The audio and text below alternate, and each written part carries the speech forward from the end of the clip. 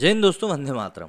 अरविंद केजरीवाल इस बार अमरिंदर सिंह के साथ जो चर्चा हुई है ना, उसके अलावा भी कुछ चीज़ों को लेकर सुर्खियों में बने हुए हैं। मतलब आप ज़रा सोचिए कि कुछ एक नहीं बल्कि बहुत कुछ गांव के लोग उनके खिलाफ खड़े हो गए हैं, वो भी कुछ एक इमारत को बनाने को लेकर। अब यहाँ पर ऐसा तो है नहीं कि अयोध्या सरी के राम मंदिर तीर्थ स्थल बन रहा हो। यहाँ पर कुछ ऐसी जगह बन रही है जिसको लेकर लोगों का कहना है कि हमारे टैक्स के पैसे से आप ये सब चीज़ें क्यों बनवा रहे हो। अरविंद केजरीवाल जो कि मतलब प्रख्यात हैं वोट बैंक को रिझाने के लिए, अजीब अजीब सी घोषणाएं करने में, कई सारी चीज़ें वो फ्री में भी बांटने के लिए तैयार रहते हैं। मतलब जहाँ भी जाते हैं, जिस भी प्रदेश में जाते हैं, वहाँ पे वो चीज़, वहाँ पे बिजली मतलब सबसे महंगी वहीं रहती है। ऐसा कई सारे एग्जाम्पल्स में हम लोग देख चुके हैं। लेकिन बात वही आ जाती है कि अब जो ये मामला निकला है, ये मामला भी नया नहीं है। दिल्ली के द्वारका स्थित भरतला गांव में मुस्लिमों के लिए हज हाउस बनवाने के लिए ज़मीनें आवंटित की गई हैं, लेकिन इसका लगातार विरोध किया जा रहा है। इसी क्रम में 360 गांवों की खाप पंचायतों ने सीधे तौर पर कड़ी चेतावनी देते हुए कहा है कि हिंदू आबादी के बीच हज हाउस नहीं बनाने दिया जाएगा। दिल्ली बीजेपी के प्रदेश अध्यक्ष आदेश गुप्ता ने भी खाप पंचायतों का समर्थन किया है।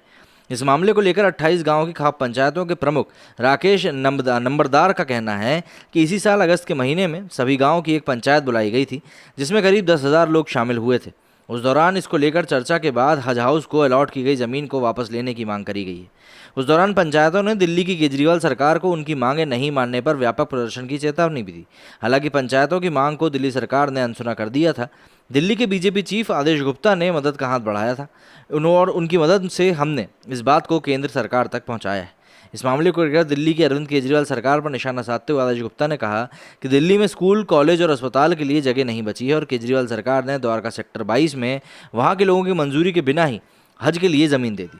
इससे बड़ी विडंबना क्या हो सकती है। उन्होंने गुरुवार को हज हाउस के लिए किए गए ज़मीन के आवंटन को रद्द करने की मांग की और कहा कि वक्फ बोर्ड के पास बहुत सारी ज़मीन है, जो जहाँ चाहे वहाँ हज हाउस बना सकता है। हज हाउस की ज़मीन आवंटन के विवाद के मामले को लेकर खाप पंचायतों का प्रतिनिधिमंडल केंद्रीय मंत्री हरदीप सिंह पुरी से मिला था। इस बात की जानकारी खुद केंद्रीय मंत्री ने दी थी। उन्होंने ट्वीट कर इस संबंध में ज्ञापन मिलने की बात बताई है। राकेश नंबरदार के मुताबिक मंत्री ने उन्हें मदद का भरोसा भी दिया है। इसके बाद दिल्ली वक्फ बोर्ड के सदस्य हिमाल अख्तर ने इसे सियासी एजेंडा बताया और कहा कि हज हाउस के साथ कांवड़ हाउस भी बनना चाहिए। उन्होंने इसे चुनावी ध्रुवीकरण बताया है।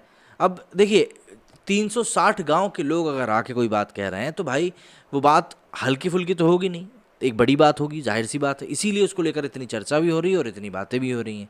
लेकिन कहीं ना कहीं सवाल हमेशा हमारे सामने यही खड़ा हो जाता है कि वो क्यों और वो क्यों नहीं, और इन्हीं सब चीज़ों के बीच में सब उलझे रह जाते हैं।